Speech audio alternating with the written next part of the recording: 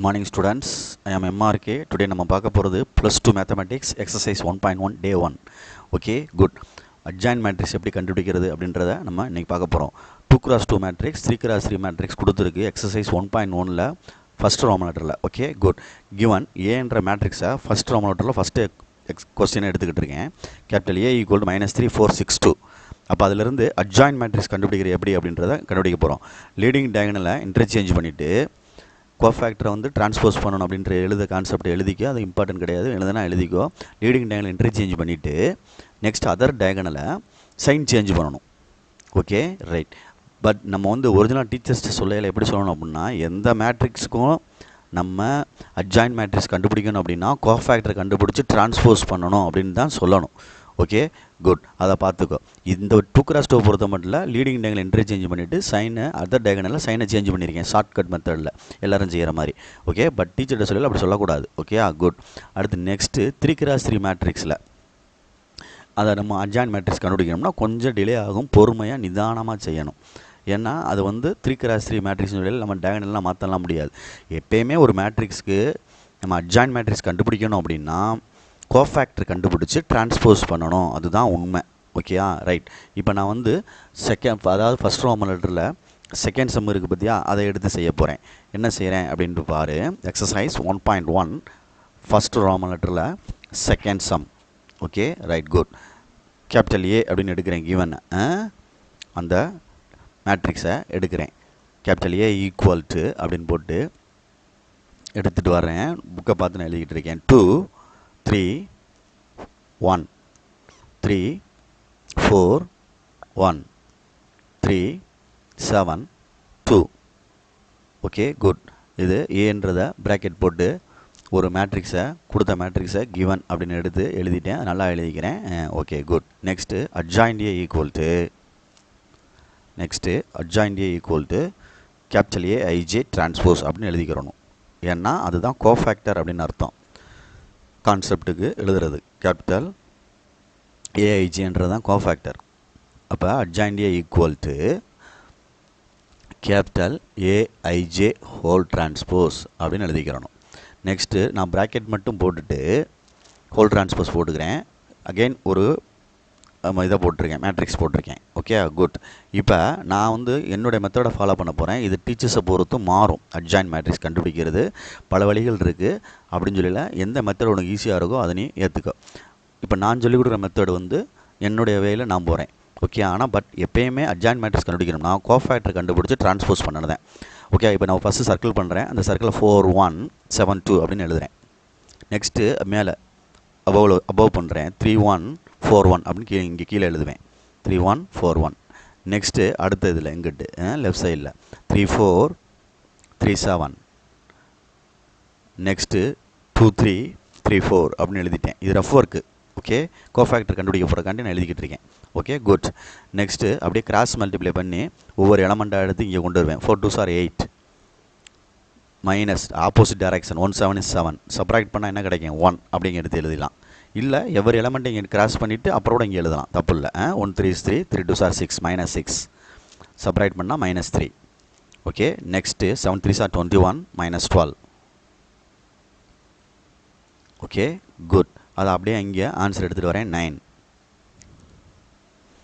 இதே மாதிரி ஃபுல்லாக நீ கண்டுபிடிக்கலாம். சாரி மேலே 7 1 is 7 3 2 are 6 -6 அப்போ 1.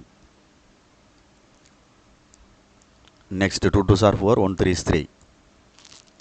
அடுத்து 3 are 9 4 7 2 are 14 அப்படி நான் கண்டுபிடிச்சிக்கிறேன் எல்லாத்துலேயும். 1 3 is 3 1 4 is 4 -4 1 3 is 3 1 2 is 2 3 -2 4 2 are 8 -9. Okay good. இப்போ பேலன்ஸ் பண்ணுறேன். 7 -6 1 4 -3 1 9 -14 -5 3 -4 -1 3 -2 1 8 -9 -1. ஓகே டிரான்ஸ்போஸ் பண்ணல ரோவை காலமாக சேஞ்ச் பண்ணி எழுதுகிறோம். 1 -3 9 1 1 -5 -1 1 -1. திட் இஸ் அட்ஜாயின் A ரிக்வயர்ட் மேட்ரிக்ஸுக்கு அட்ஜாயின் A கண்டுபிடிச்சிருக்கும். கிவன் மேட்ரிக்ஸ்க்கு ரிக்வயர்டு அட்ஜாயின் மேட்ரிக்ஸ். ஓகே அப்போ நீ கோஃபேக்டர் கண்டுபிடிச்சி டிரான்ஸ்போஸ் பண்ணணும். இந்த மாதிரி கொஸ்டின்ஸ்லாம் கேட்பாங்க. 3 3x3க்கு உள்ளது பொறுமையாக தான் செய்யணும். 2x2க்கு வந்து அட்ஜாயிண்ட் கண்டுபிடிக்கல ஈஸியாக செஞ்சுடுறோம். பட் 3x3 செய்யலை, பொறுமையாக செய்யணும். கோஃபேக்டர் கண்டுபிடிச்சி டிரான்ஸ்போஸ் பண்ணணும் தான் சொல்லணும். 2x2 இருந்தாலும் சரி 3x3 இருந்தாலும் சரி. Okay, good.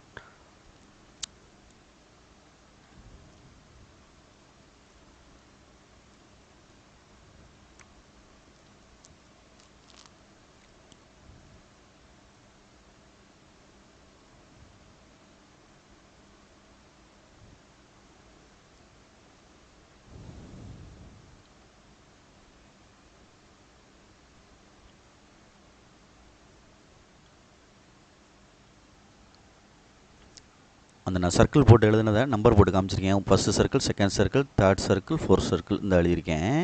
இதை தான் நான் இங்கே டினோட் பண்ணி காமிச்சிருக்கேன் உனக்கு தெரிகிறக்காண்டி. ஓகே, பார்த்துக்கோ. ஆமாம், இது ஃபுல்லாக ரஃப் ஒர்க் தான், சரிங்களா? ரைட். நெக்ஸ்ட்டு அதே எக்ஸசைஸ் தான். Okay, good. 1.1 ஃபஸ்ட்டு ரோமன் லெட்டரில் தேர்ட் சம். இது கொஞ்சம் டிஃப்ரெண்ட்டாக இருக்கும். கேபிட்டல் ஏ ஈக்குவல்ட்டுன்னு எடுக்கையில் முன்னாடி வந்து ஒரு கான்ஸ்டன்ட் கொடுத்துருப்பாங்க, அதை எடுத்துக்கிறணும். நம்ம தான் மிஸ் பண்ணிட்டோம் பாரு எழுதையில். 1/3 அப்படின்னு சொல்லிட்டு capital A equal to 1/3 bracket போட்டு கிவன் மேட்ரிக்ஸை நான் எடுத்துடுறேன். Okay, right. 2 2 1 -2 1 2 1 -2 2 given matrix. இந்த மேட்ரிக்ஸ் அட்ஜாயிண்ட் கண்டுபிடிக்கணும்னா முன்னாடி நம்பர் இருக்கிறதுக்கு பாரு 1/3 அதை ஹோல் மேட்ரிக்ஸ்க்குள்ளே மல்டிப்ளை பண்ணணும். 2/3 2/3 1/3 -2/3 1/3 2/3 1/3 -2/3 2/3 அப்படின்ற மாதிரி உள்ள ஹோலை மல்டிப்ளை பண்ணி வேணால் அட்ஜாயிண்டியை எடுக்கலாம். பட் அது வந்து கொஞ்சம் கஷ்டமாக இருக்கும், ஃப்ராக்ஷனாக இருக்கனால. ஸோ இதுக்கு ஒரு ப்ராப்பர்ட்டி இருக்குது. ஒரு ப்ராப்பர்ட்டி இருக்குது அப்படின்னா adjoint lambda A equal to lambda power n-1 into adjoint A. What is n? என்னன்றது ஆர்டர் ஆஃப் மேட்ரிக்ஸ் அப்படின்னு அர்த்தம். என்னன்றது என்னது? Order of matrix. Adjoint lambda A equal to lambda power n-1 into adjoint A. இதில் what is n வந்து order of matrix. Given order of matrix, கொடுக்கப்பட்ட மேட்ரிக்ஸுடைய order 3x3ன்றனால n வந்து என்னது? 3. அப்போ லேம்டான்றது என்னது? ஸ்கேலார் வந்து 1/3 அப்படின்ற முன்னாடி உள்ள நம்பர். Okay, good. இப்போ நான் அப்ளை பண்ணி ஆன்சர் எடுக்கிறேன். எப்படி எடுக்கிறேன் பாரு, அதே மாதிரி தான் செய்ய போகிறேன். ப்ரீவியஸ் சம்மில் மாதிரி தான் செய்ய போகிறேன். லேம்டாக்கு பதில் 1/3 போட்டு ஹோல் 4 2 - 1 போட்டுக்கிறேன். 3 - 1 சாரி 3 - 1 2 ஆயிரும். அப்போ 1/9 ஆயிரும். அது அப்படி கீழே கொண்டு வந்துரு. இப்போ எப்பயும் போல் கோஃபேக்டர் கண்டுபிடிச்சி என்ன செய்ய போகிறோம்? டிரான்ஸ்போஸ் பண்ண போகிறோம். சர்க்கிள் போட்டு தான் நான் செய்ய போகிறேன். 3x3க்கு 3x3க்கு அட்ஜாயிண்ட் மேட்ரிக்ஸ் கண்டுபிடிக்கணும் அப்படின்னாலே எந்த மெத்தடை ஃபாலோ பண்ணுறோமோ அந்த மெத்தடை கடைசி வரைக்கும் ஃபாலோ பண்ணு. இந்த யூனிட் ஃபுல்லாக ஃபாலோ பண்ணு. ஓகே, நான் சர்க்கிள் போட்டேன் பாரு. First circle 1 2 -2 2. செகண்ட் சர்க்கிள் மேலே போட்டிருக்கேன் பாரு 2 1 1 2. தேர்ட் சர்க்கிள் கீழே லெஃப்ட்டில் கொண்டு வரேன் பாரு -2 1 -2. அடுத்து 2 2 -2 1. இதுக்கப்புறம் கிராஸ் மல்டிப்ளை பண்ணி நீ அந்த ஆன்சர் எடுத்து இதில் கோஃபேக்டர் ஃபுல்லாக போட்டுட்டு டிரான்ஸ்போஸ் பண்ணோம்னா உனக்கு என்ன கிடச்சிரும்? அட்ஜாயிண்ட் கிடச்சிரும். அவ்வளோதான். அந்த பவரில் உள்ளது 1/9 கொண்டு வந்துட்டு அதை உள்ளே கொண்டு போகிறேன். இந்த ஸ்டெப் செய்கிறேன் பார். 1 2 2 -2 +2 2 4 1 2 2 -2 +4 அப்படியே கிராஸ் பண்ணி 2 2 4 -1 1 1 ரைட்டா? ரைட். சப்ராக்ட் பண்ணி இங்கே ஆன்சர் எடுக்கணும். பொறுமையாக எல்லாத்தையும் முதல்ல மல்டிப்ளை பண்ணிக்கிறேன். Okay, good. 2 -4 next 1 right 1 2 2 -+4 4 -1 1 -2 -4 2 +4 okay +4 right. Next அப்படிங்க எடுக்கையில் 6 +6 3 அடுத்து -6 3 6 3 -6 6 okay, good. Transpose 6 6 3 -6 3 6 3 -6 6 1/3 whole square 1/9. Okay, இதை டிவைட் பண்ண மாதிரி இருந்தால் நம்ம டிவைட் பண்ணிக்கலாம். அப்போ உள்ளே இருந்து ஹோல் இந்த மேட்ரிக்ஸில் இருந்து நான் 3 வெளியே எடுக்கிறேன். அப்போ 3/9 அப்படின்னு வரும். ஓகே, 3/9 ஹோலாக எடுத்துட்டோம்னா 3/9 அப்படின்னு வந்துடும். எடுத்துட்டோம்னா 3யும் இந்த 9ஐயும் கேன்சல் பண்ணிக்கலாம். அதை ஒரு ஸ்டெப் எழுதி காட்டுறேன். 3 வெளியே எடுத்துட்டோம் அப்படின்னா என்ன ஆகும் அப்படின்ட்டு பாரு. 3 கேன்சல் பண்ணிட்டா 1/3 ஆன்சரில் வந்துடும். இங்கே உள்ள குறையும். என்ன குறையும் அப்படின்னா இப்போ இங்கே அந்த 3/9 வெளியே எடுத்து காமிச்சிருக்கேன் பாரு. அடிச்சிட்டோம்னா 1/3.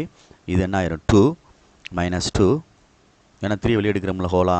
ஆமாம், பார்த்துக்கோ, ஹோலா வெளியே எடுக்கிறனால இது என்ன ஆயிரும், இது ஆன்சரு. பாக்ஸ் பண்ணிட்டேன். இங்கே வரையில் என்ன வருது, 3 2 sir 6 2 -2 1 2 1 -2 1 2 2 which is required adjoint A. Okay, இந்த மாதிரி முன்னாடி ஒரு நம்பர் கொடுத்துருந்தா, ஸ்கேலார் கொடுத்துருந்தா, அந்த ப்ராப்பர்ட்டி, இந்த ப்ராப்பர்ட்டி யூஸ் பண்ணி தான் என்ன செய்யணும். ஓகேயா, குட். பார்த்து கேர்ஃபுல்லாக படிச்சுக்க. Okay, first Roman letter exercise 1.1ல் 3 சம் இன்றைக்கி டே 1ல் பார்த்துருக்கோம். ஓகேயா, ரைட். இதுக்கு முன்னாடி நான் கான்செப்ட் சொல்லி கொடுத்துருக்கேன், அதை வந்து உனக்கு ஒரு வீடியோவில் அப்லோட் பண்ணுறேன். Okay, right, good. இப்போ நம்ம பொறுமையாக நிதானமாக பார்க்கணும். அதனால் அவசரப்பட்டுறாத. அட்ஜாயின்டின்றது சேர்ப்பு அணின்னு தமிழில் சொல்லுவாங்க. எந்த மேட்ரிக்ஸ்க்கு அட்ஜாயின்டியை கண்டுபிடிக்கணும்னா கோஃபேக்டர் கண்டுபிடிச்சி டிரான்ஸ்போஸ் தான் பண்ணணும். ஓகேயா, குட். இப்போ நம்ம வந்து பப்ளிக்லோட இப்போ ப்ரெசன்ட் பப்ளிக்கில் கேட்டிருந்தாங்க, இப்போ உள்ளதில் இந்த determinant of adjoint into adjoint A equal to அப்படின்ட்டு. இதுக்கு வந்து ஒரு ஃபார்முலாஸ் இருக்குது, ஒரு ப்ராப்பர்ட்டி. அது நம்ம தெரிஞ்சிருந்தால் ஈஸியாக செஞ்சிடலாம். அப்படி இல்லை அப்படின்னா உனக்கு தெரிஞ்சிருக்கணும். இதுதான் வந்து property. Determinant of A n-1 அப்படின்றது property. Determinant of A n-1 அப்படின்றது என்னது, ப்ராப்பர்ட்டி. என்னன்றது மேட்ரிக்ஸோடைய ஆர்டர். அப்போ ஆர்டர் வந்து 3x3ன்னு வச்சுக்குவேன். இங்கே 3 - 1ன்னு வந்துடும். சரிதானே நான் சொல்கிறது? 3 - 1 வந்தால் 2ன்னு வந்துடும். அப்போ டிட்டர்மெண்ட் ஆஃப் ஏ வந்து என்ன வந்துடும், ஸ்கொயர்னு வந்துடும். அப்போ கொடுக்கப்பட்ட மேட்ரிக்ஸ்க்கு டிட்டர்மெண்ட் வேல்யூ கண்டுபிடிச்சி அதை ஸ்கொயர் பண்ணிட்டோம்னா அந்த ஆன்சர் வந்துடும். இதுதான் பப்ளிக்கில் இப்போ ப்ரெசென்ட்டில் கேட்டிருந்தது, கம்பல்சரியில்.